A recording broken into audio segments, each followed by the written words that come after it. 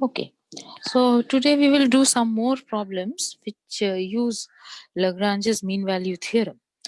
So তার মধ্যে প্রথম যে এক্সারসাইজটা সেটা হচ্ছে যে ধরো f from close interval ab to r is a continuously differentiable function. Then show that f is uniformly continuous on ab, close interval ab.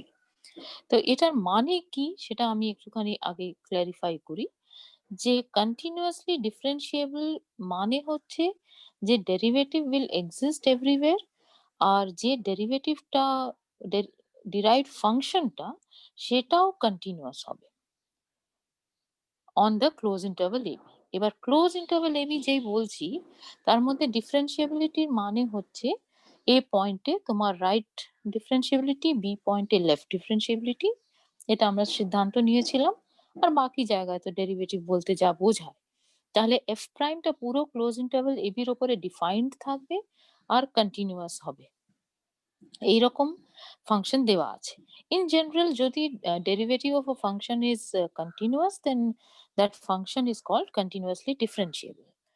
দেখাতে বলছে যে F is uniformly continuous. So তুমি প্রথম জিনিস লক্ষ্য করো যে যেহেতু এফ প্রাইমটা continuous on the close interval AB, সুতরাং F prime is bounded, and since f prime is bounded, you will be able to get a positive k, so that mod of f prime x is less than k for all x in ab. Now you want to show that it is uniformly continuous. ঠিক আছে, তাহলে আইডিয়াটা হচ্ছে যে Lagrange's mean value theorem use করে আমরা দেখিয়ে দেব যে এটা একটা লিপশিটস ফাংশন। ঠিক আছে, তো যে কোনো দুটো এক্স ওয়াই নিয়ে নাও ক্লোজ ইন্টারভাল এ বির মধ্যে যেখানে x is less than y, তাহলে তুমি যদি ক্লোজ ইন্টারভাল এক্স ওয়াই এর উপরে রেস্ট্রিক্ট করো তোমার ফাংশনটাকে, তাহলে ওটা ওখানে ল্যাগ্রাঞ্জেস মিন ভ্যালু থিওরেমের যাবতীয় হাইপোথিসিস স্যাটিসফাই করছে, ওটা কন্টিনিউয়াস হবে আর ডিফারেন্সিয়েবল হবে clearly on the open interval X Y. সুতরাং একটা point C between X and Y পাওয়া যাবে, so that F x minus F Y is equal to F prime C times X minus Y.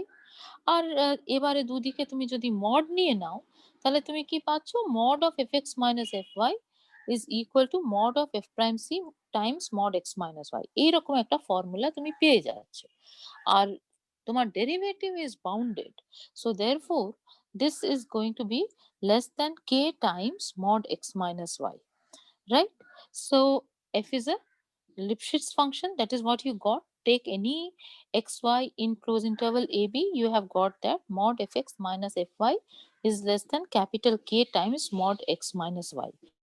সুতরাং fটা uniformly continuous হবে, right? তো এই particular এক্সারসাইজে কিন্তু এটা খুবই ক্রুশিয়াল হয়ে যাচ্ছে যে তোমার এখানে যে ইন্টারভালের উপরে তুমি এই ফাংশনটাকে কন্টিনিউয়াসলি ডিফারেন্সিয়েবল অ্যাসিউম করেছো সেটা একটা closed and bounded interval.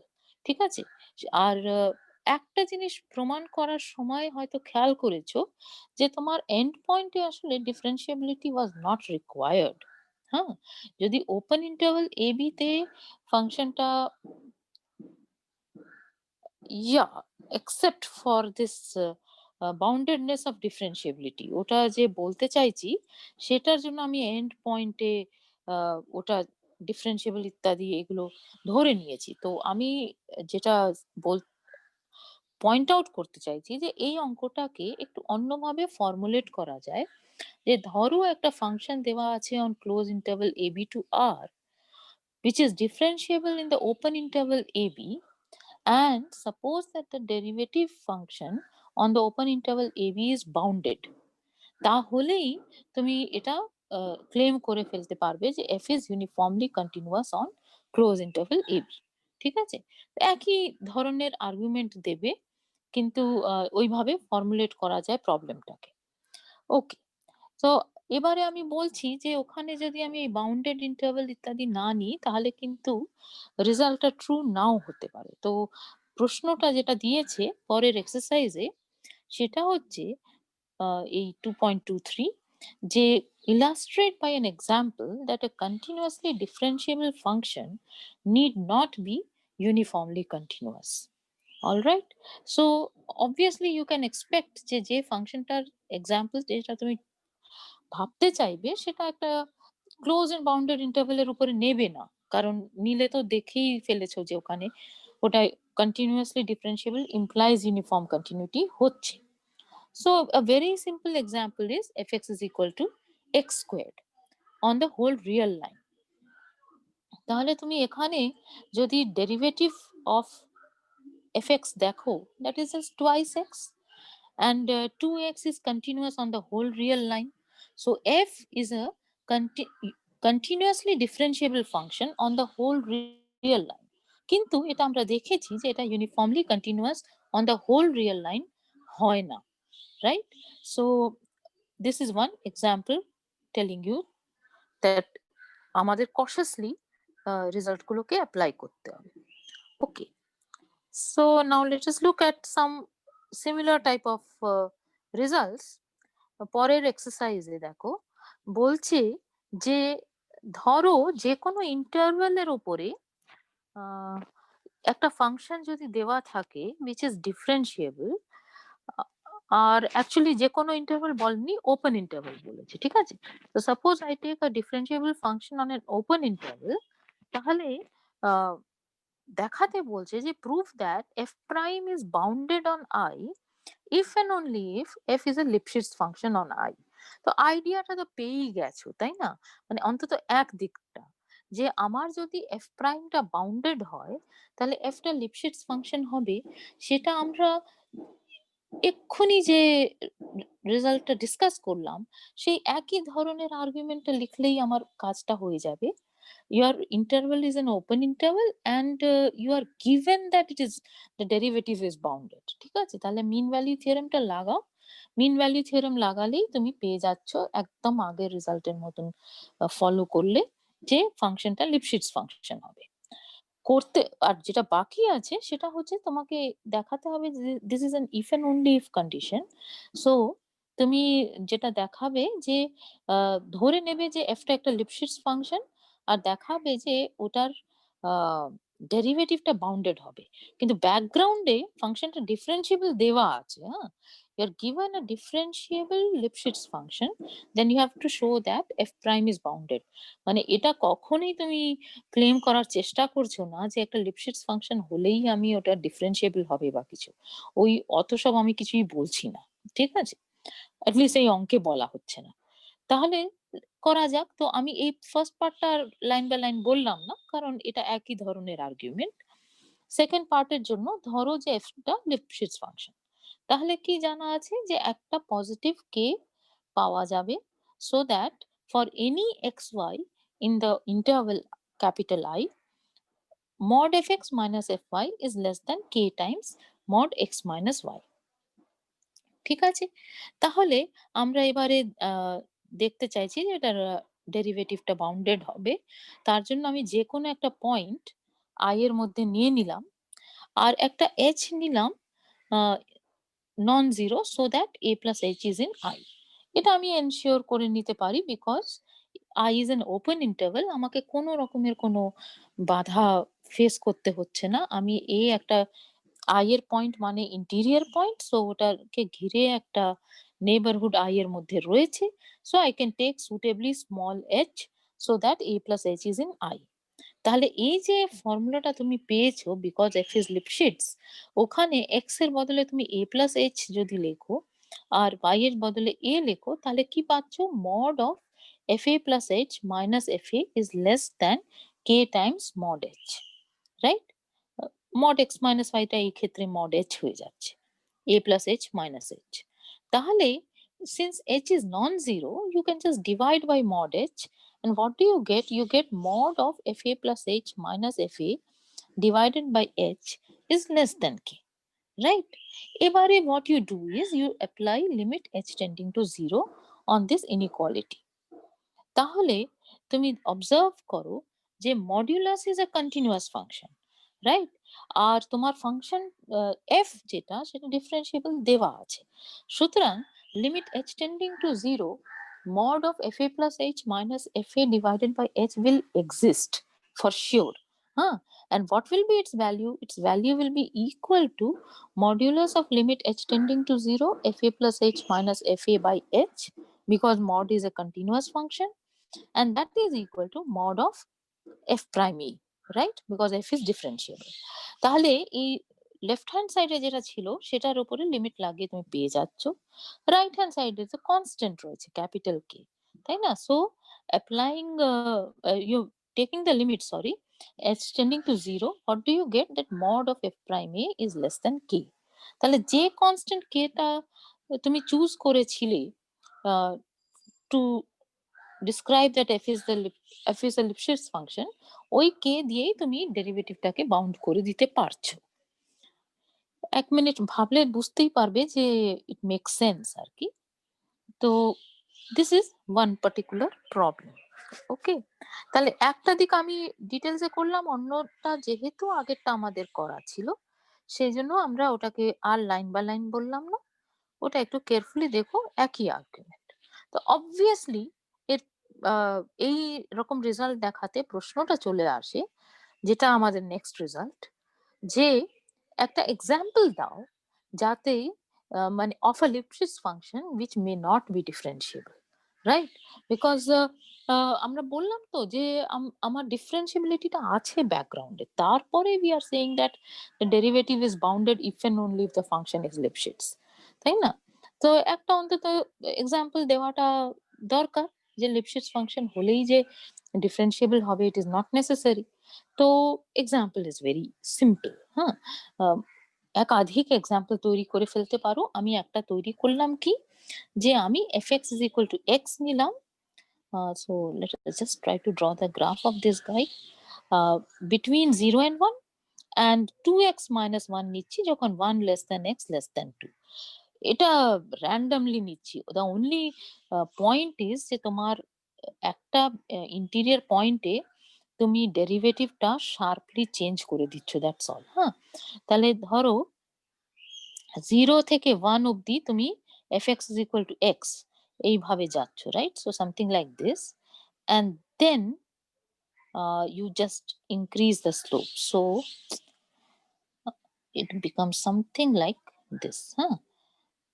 So I'm not trying to be very accurate about drawing the graph, কিন্তু রাফলি এরকম দেখতে হবে। তো এই পয়েন্টটা হচ্ছে তোমার 1 পয়েন্টটা, যেখানে তোমার ফাংশনটা x হিসেবে বিহেভ করছিল when x was less than or equal to 1, and then its description becomes 2x minus 1 when x becomes greater than 1। তাহলে কি হচ্ছে যে এই পয়েন্টে তোমার function will not be differentiable at the point 1, right? তোমরা একদম ফার্স্ট প্রিন্সিপাল থেকে এটা দেখতে শিখে গেছো, আর ডারবুস থিওরেম থেকেও তুমি অবজার্ভ করতে পারছো যে ফাংশনটা ডেরিভেটিভটা 1 ছিল for all points less than 1, and for all points greater than 1 the derivative is becoming 2. So such an abrupt change in the derivative of function is not possible, right? So if at that particular point the function has to be differentiable, একটা value থেকে অন্য value নেওয়ার মধ্যে একটা smoothness থাকতে হয়, যে এটা আমার ডারবুস থিওরেম বলেছে। সুতরাং এই পয়েন্টে ডেরিভেটিভটা এক্সিস্ট করবে না। তুমি বসে বসে আবার করে ফার্স্ট প্রিন্সিপাল থেকে চেক করে নিতে পারো। ওকে, সো এটা তুমি পাচ্ছ। এবারে এটা Lipschitz ফাংশন, এটা তুমি বলতে চাইছো, ঠিক আছে? তার মানে তুমি বলতে চাইছো যে যে কোনো দুটো পয়েন্ট এক্স আর ওয়াই যদি নিয়ে নিই এই ক্লোজ ইন্টারভাল 0 থেকে 2 এর মধ্যে, আমি ওপেন ইন্টারভাল 0 to 2 নিয়েছি, I don't know why. Doesn't matter, আগের অঙ্কে আসলে ওপেন ইন্টারভাল ছিল বলে নিয়েছি। Let us take this open interval 0 to 2। এখানে তুমি দেখাতে চাইছো যে I will try to find some positive k, right? So that mod of fx minus fy is less than or less than equal to, whichever way you like to write it, mod times mod x minus y, k times mod x minus y, এরকম একটা expression আমি inequality আমি পেতে চাইছি over the whole of the interval. Okay, so যেটা করেছি সেটা মানে জাস্ট ভেঙে, ভেঙে জিনিসটা দেখেছি যে A আর B দুজনেই যদি আ ১ এর চেয়ে কম হয়, তাহলে FA minus FB is exactly equal to A minus B. So modulus নিলে mod FA minus FB is equal to mod A minus B. যদি A আর B দুজনেই ১ আর ২ এর মাঝখানে থাকে, তাহলে F এর চেহারা হচ্ছে 2A minus 1 আর FB এর চেহারা হচ্ছে 2B minus 1. তাহলে সাবট্রাক্ট যদি করো FA minus FB, তাহলে তুমি পাচ্ছ 2A minus 2B, রাইট? তাহলে মড নিয়ে নিলে তুমি পাচ্ছ equal to 2 Times mod A minus B. এবারে একজন যদি ১ এর চেয়ে কম হয়, একজন যদি ১ এর চেয়ে বেশি হয়, তাহলে কি হবে? আবার করে ওই অ্যালজেব্রাটা কষো যে তোমার FA সমান হচ্ছে যদি A টা 0 থেকে 1 এ থাকে, তাহলে FA সমান হচ্ছে A আর B যদি ১ থেকে ২ এর মধ্যে থাকে তাহলে FB টা হচ্ছে 2B minus 1. তো সেটা লিখলে তুমি A minus 2B plus 1, right? তাহলে ওটাকে আমি লিখেছি as B minus A plus B minus 1. You can always write it like this because B is greater than A, right? তো মডটা তুলে দিয়েছি। তাহলে B minus A plus B minus 1 and that is less than or equal to B minus A plus B minus A because A is less than 1. So minus A is going to be greater than or equal to A is less than or equal to 1. So minus A is going to be uh, greater than equal to minus 1, right? তাহলে এই জিনিসটা substitute করো, তাহলে value পাচ্ছ 2 Times b minus a. তাহলে just মানে প্রত্যেকটাকে আলাদা আলাদা করে ক্যালকুলেট করছো, তাহলে দেখতে পাচ্ছ যে একটা চয়েস তুমি নিয়ে নিতে পারো 3. You could have taken 2.5 also. Anything which is greater than 2 will work. So take any k greater than 2. For that you get mod fa minus fb is less than k times mod a minus b. তার মানে এটা লিপশিটস function তুমি পেয়ে যাচ্ছ, but this function is clearly not differentiable, right? Okay, so the next set of problems which we have to do are trivial ones actually. Cauchy's mean value theorem টা আমরা প্রমাণ করেছি, এখান থেকে খুব একটা প্রশ্ন আসে না, ঠিক আছে? জাস্ট একবার এই ধরনের প্রশ্ন দিয়েছিল, এতই টেলার মেড প্রশ্ন যে দেখেই বুঝতে পারবে, যে বলছে যে ধরো ক্লোজ ইন্টারভ্যাল 0 1 এর উপরে একটা কন্টিনিউয়াস ফাংশন f দেওয়া আছে, যেটা ওপেন ইন্টারভ্যাল 0 1 এর উপরে ডিফারেন্সিয়েবল। তাহলে দেখাও যে f1 minus f0 equal to f prime x divided by 2x, এটার অন্তত একটা সলিউশন আছে ওপেন ইন্টারভ্যাল 0 1 এর মধ্যে। এবারে তোমার কশিস মিন ভ্যালু থিওরেমে মনে আছে যে স্টেটমেন্টটা কি ছিল, যে দুখানা যদি ফাংশন দেওয়া থাকে এফ আর জি একটা ইন্টারভ্যালের উপরে, so that they are both continuous on the closed interval ab and both are differentiable in the open interval ab, right? আর একটা additional condition যদি থাকে যে g prime is non-zero on open interval ab, তাহলে তুমি actually একটা ওই ratio করে লিখতে পারো যে then there exists a c in the open interval ab such that fb minus fa divided by gb minus ga will be equal to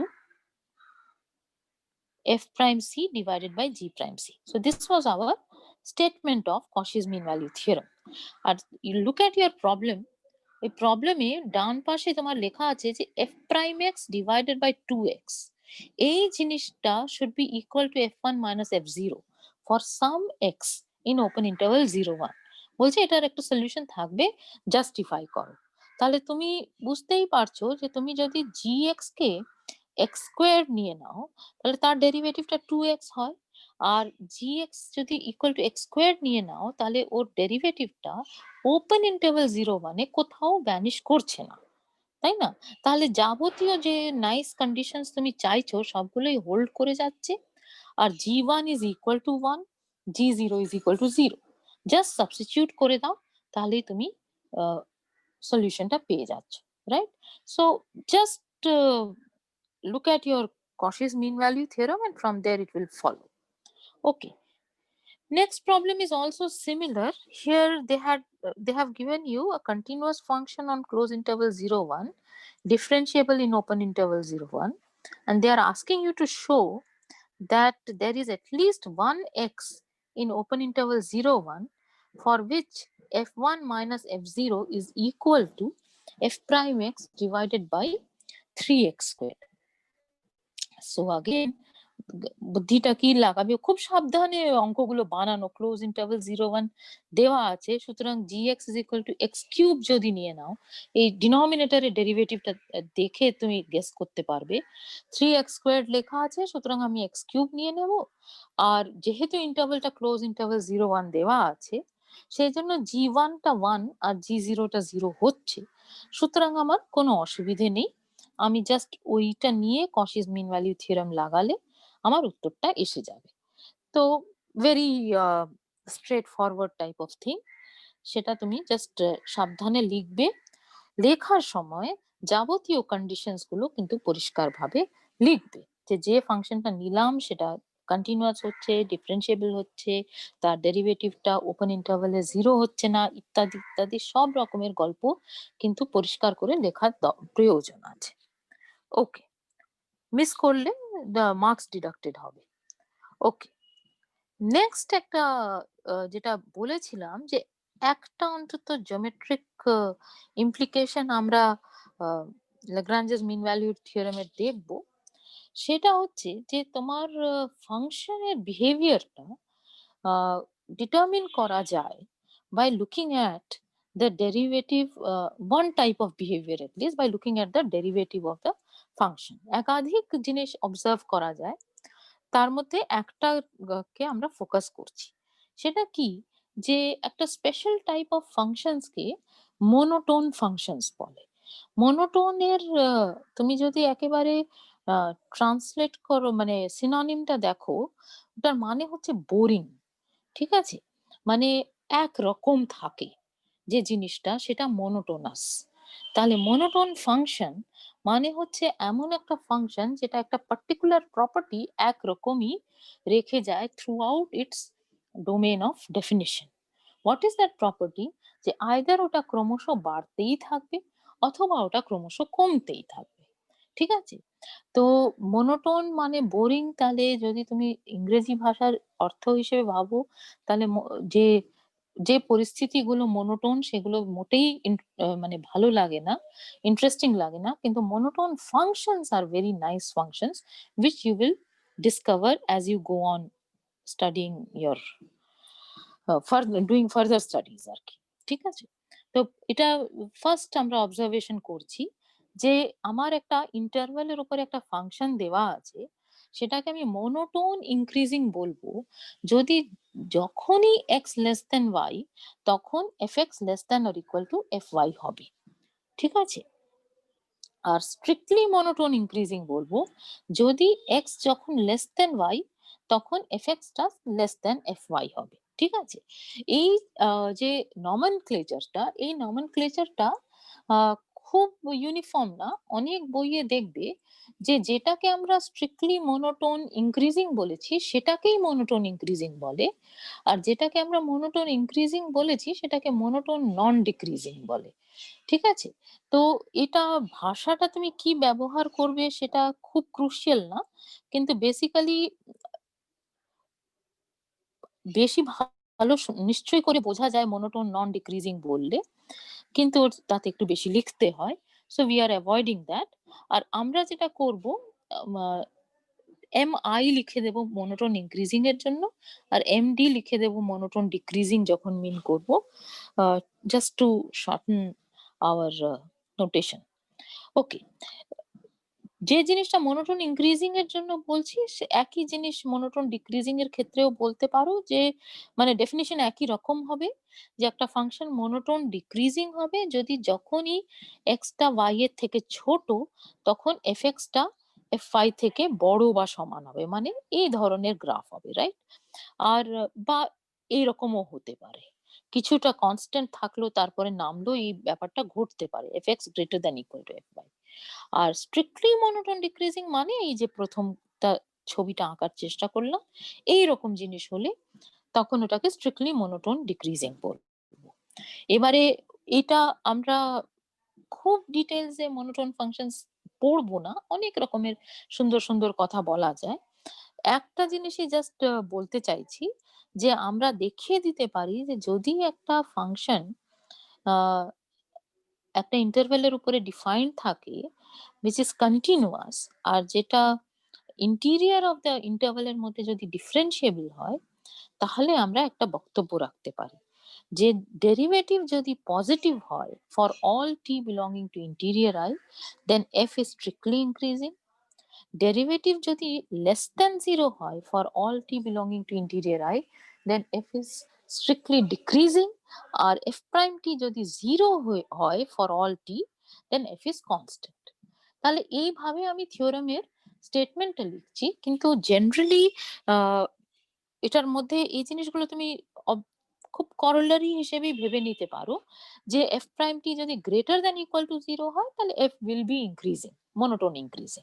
মানে ওখানে less than or equal two দুটো সাইনই চলে, মানে দুটো সম্ভাবনাই চলে আসবে, ঠিক আছে? তাহলে এই থিওরামটা প্রমাণ করার জন্য আমরা যেটা ইউজ করব সেটা হচ্ছে লেগ্রাঞ্জেস মিন ভ্যালু থিওরাম।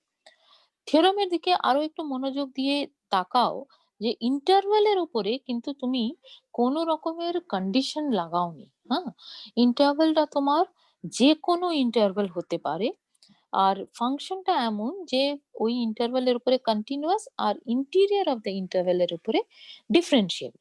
সুতরাং তোমার unbounded intervals are very much in the scene, ঠিক আছে? ওটাকে আমরা এভয়েড করছি না।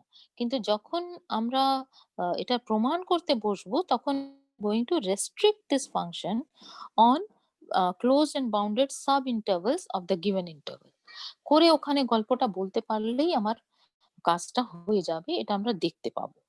তো দেখা যাক প্রমাণটা। যে ধরো x আর y যেকোনো দুটো পয়েন্ট দেওয়া আছে ইন্টারভ্যাল এর মধ্যে, are suppose x is less than y, তাহলে তুমি ক্লোজ ইন্টারভ্যাল xy এই জায়গাটা দেখো। তাহলে what can you say? f is continuous on the whole of the interval I, তাহলে ওটার restriction on close interval xy ওখানেও কন্টিনিউয়াস হবে।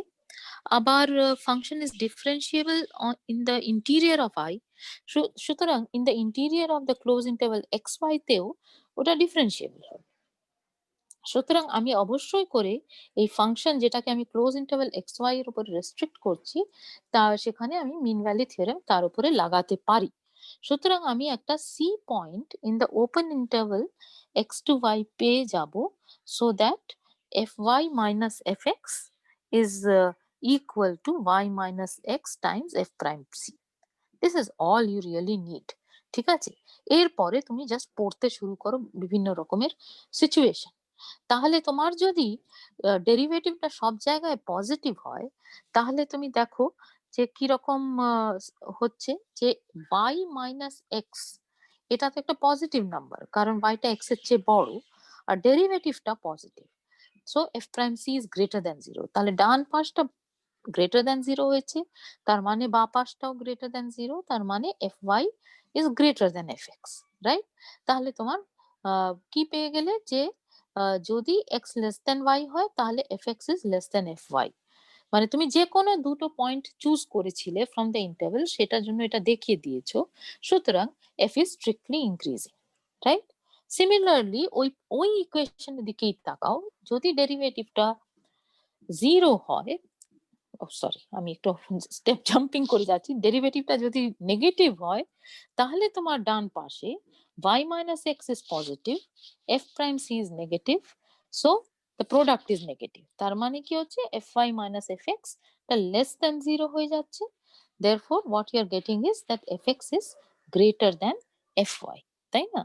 সুতরাং তোমার যদি ডেরিভেটিভটা নেগেটিভ হয় on the whole of the interior of I, তাহলে তুমি পেয়ে যাচ্ছ যে f is going to be a strictly decreasing function. All right. And what is the last case? The last case is that when the derivative is 0 for all x, তাহলে কি হবে? তোমার ওই যে লেফট হ্যান্ড সাইডে সিচুয়েশনটা ছিল y minus x into f prime c, সেটা ইকুয়াল টু 0 হবে। তার মানে তুমি পাচ্ছ যে fy minus fx is equal to 0. So what do you get? You get that fx is equal to fy. এবারে এটা তো খুব আইডিয়াল সিচুয়েশন যে পুরো ইন্টারভ্যালের উপরে পজিটিভ, পুরো ইন্টারভ্যালের উপরে নেগেটিভ বা পুরো ইন্টারভ্যালের উপরে জিরো ডেরিভেটিভটা ইয়ে হচ্ছে, মানে বিহেভিয়ারটা হচ্ছে। কিন্তু সেটা ইন জেনারেল তো হবে না, কিছু জায়গায় ডেরিভেটিভ উইল বি পজিটিভ, কিছু জায়গায় নেগেটিভ। মানে খুব ভালো সিচুয়েশনেও যদি থাকো যে function is a differentiable function, তাহলে সেখানেও যে ঘটনাটা ঘটবে যে সাম places it may be positive, some places the derivative may be negative, some places it may be zero and so on. So এই বিভিন্ন রেঞ্জে তোমার ফাংশনটার তুমি ডিসক্রিপশনটা দিয়ে দিতে পারবে যে where it is increasing, where it is decreasing and where it is remaining constant. So at least it is telling you something about the function's behavior. তো আমি জাস্ট খুব ট্রিভিয়াল দুটো এক্সারসাইজ বা এক্সাম্পল যাই বলো সেটা দেখি, and then we will continue in the next lecture. So what is our first exercise? They find the range of values in R for which the function fx is equal to something is increasing. এবার এই যে something যেটা দিয়েছে সেটা একটা polynomial function, 2x cube minus 12x squared plus 24x plus 6, something like this, right? So you want to find out যে এই ফাংশনটা কোথায় ইনক্রিজিং হচ্ছে। তাহলে তোমাকে কি করতে হবে যে কোন ভ্যালুজ অফ এক্স এর জন্য ডেরিভেটিভটা পজিটিভ হচ্ছে সেটা কম্পিউট করতে হবে। So just do it straight and forward calculation, straightforward calculation, sorry. So what do you get? F prime x is 6x squared minus 24x plus 24, if I am correct. So you just take the 6 common, তাহলে তুমি পেয়ে যাচ্ছ actually 6 into x minus 2 whole square। ঠিক আছে? তাহলে যখনই তুমি একটা কমন কনস্ট্যান্ট নেবে, এটা জাস্ট একটু খেয়াল রেখো যে সেটা পজিটিভ কনস্ট্যান্টটা কমন নিও। তাতে লাভ লাভ কি হবে যে ওটা সাইনের উপরে কোনো ইফেক্ট করবে না, তাই না? সাইনের উপরে তোমাকে ডেরিভেটিভের সাইনটার দিকেই তাকাতে হচ্ছে যে ইনক্রিজিং না ডিক্রিজিং সেই বিহেভিয়ারটা স্টাডি করার জন্য। সেজন্য তুমি যদি কোনো কমন ফ্যাক্টর নেওয়া বা কিছু থাকে সেটাকে পজিটিভ জিনিসটাকে তুমি যদি কমন নাও তাহলে তোমার ভুল হওয়ার সম্ভাবনা নেই। আর এই পার্টিকুলার কেসে কি হচ্ছে যে যাই এক্স এর ভ্যালু থাকুক না কেন, যাই রিয়েল নাম্বার এক্স নাও, এটার derivative is always greater than equal two zero. তার মানে function is always increasing on R. Derivative is equal to 0 precisely at x equal to 2, তো ওখানে কিছু একটা বিহেভিয়ার এর সম্বন্ধে তুমি কোনো বক্তব্য রাখতে পারবে, কিন্তু সেই বক্তব্যটা কি হবে সেটা আমরা জাস্ট কি কয়েকটা লেকচার পরে দেখব। ঠিক আছে? যেহেতু function is increasing on R and at 2 the derivative is 0, actually ওই 2 টা তোমার স্যাটল পয়েন্ট হয়ে যাবে, সেটা আমরা দেখতে পাবো। তো সেটা আমরা না হয় কিছু দিন পর দেখবো আর কি। ঠিক আছে? আর নেক্সট যে অঙ্কটা সেটাও একই ধরনের প্রশ্ন। এখানে ইনক্রিজিং এর বদলে ডিক্রিজিং দেখতে বলেছে। যে তোমার একটা ফাংশন আর এর উপরে ডিফাইন্ড আছে, সেটাও পলিনোমিয়াল চেহারা 2x cube minus 9x squared plus 12x minus 3 বলেছে find the range of values where the function is decreasing. তাহলে জাস্ট বসে বসে ক্যালকুলেশন গুলো করবে। আই থিঙ্ক এটা তোমরা যদি কনকেভিটি কনভেক্সিটি উপরে অঙ্কগুলো করে থাকো ইন ইয়োর ফার্স্ট সেমিস্টার তাহলে খেয়াল করতে পারবে, না করলে ডাজন্ট ম্যাটার, অলরাইট। মানে না হলে প্যাটার্ন একটা দেখতে পেতে আর কি এটার সাথে। তাহলে f prime x is what? 6x squared minus 18x plus 12, if I am correct. Yes. So again I'm taking a 6 common here. It is possible. তাহলে পাচ্ছি কি x squared minus 3x plus 2. তো এটা লাকিলি ফ্যাক্টরাইজ করা যাচ্ছে, করা যাক। So it is x minus 1 into x minus 2, right? So let us check whether the factorization is correct or not. X squared minus x minus 2x plus 2. Fantastic. So you get this factorization and you want to find out the ফাংশনটা কোথায় decreasing হবে। So derivative is this, যেটাকে আমি tick mark মারলাম। তাহলে ফাংশনটা decreasing কোথায় হবে? যেখানে ডেরিভেটিভটা নেগেটিভ হবে। তাহলে আমি x minus 1 into x minus 2 less than 0 কখন হচ্ছে সেটা জানতে চাই। তাহলে দুটো জিনিসটার গুণফল less than 0 হওয়া মানে একজন পজিটিভ অন্যজন নেগেটিভ হতে হয়। তাহলে আমার either x minus 1 is greater than 0 and x minus 2 less than 0, তার মানে কি দাঁড়ায়? একটু লেখার চেষ্টা করি।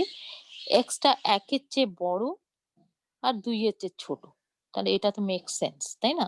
তাহলে এটা হতে পারে, অথবা x টা 1 এর থেকে ছোট মানে x minus 1 less than 0 and x minus 2 greater than 0, এটা হলেও, এটা যদি হতো at all, তাহলে এই গুণফলটা নেগেটিভ হতো। কিন্তু এটা দেখো, this is not a possible condition, তাই না? এটার মানে হয়ে যাচ্ছে যে x টা 1 এর চেয়ে কম আর 2 এর চেয়ে বেশি। একসাথে হতে হবে। তাহলে এইটা not possible situation. The only possible situation is when x is between 1 and 2. So the function is decreasing between 1 and 2. তো অ্যাকচুয়ালি তুমি যদি যদিও এটা অঙ্কের মধ্যে বলা নেই, কিন্তু তোমার সিচুয়েশনটা এরকম হবে যে ১ আর ২ এর মাঝখানে, so let us just try to rough roughly draw this thing. ১ আর ২ এর মাঝখানে এটা ডিক্রিজ করছে, হ্যাঁ? তো নেগেটিভ দিকে, পজিটিভ দিকে যা খুশি তাই হতে পারে। আমি ভ্যালু ক্যালকুলেট করছি না। তাহলে এইরকম একটা যাচ্ছে। আর তারপরে ২ এর পর নিশ্চয়ই করে বাড়তে শুরু করছে, কারণ ওখানে পজিটিভ হয়ে যাবে ডেরিভেটিভ। দেখতেই পাচ্ছ ৬ into x minus 1 into x minus 2। তাহলে ২ এর চেয়ে বেশি যদি হয় তাহলে ফাংশনটা কিন্তু ইনক্রিজিং হয়ে যাচ্ছে, রাইট? আর ১ এর চেয়ে আ কম যদি হয়ে যায় তাহলেও ফাংশনটা ইনক্রিজিং। তাহলে দেখতে কেমন হবে? গ্রাফটা কিছুটা এইরকম হবে, তাই না? 1 পয়েন্টে ডেরিভেটিভটা 0 হচ্ছে আর 2 পয়েন্টে ডেরিভেটিভটা আবার করে 0 হচ্ছে। তো এই দুটো পয়েন্ট অ্যাকচুয়ালি একটা ম্যাক্সিমা আর একটা মিনিমা দেবে। আমি একটু anticipate করে গল্পটা বলছি। So this type of things we will be able to see. Okay. So maybe we will stop here, and in the next lecture we will do a few more problems on this type of property of functions.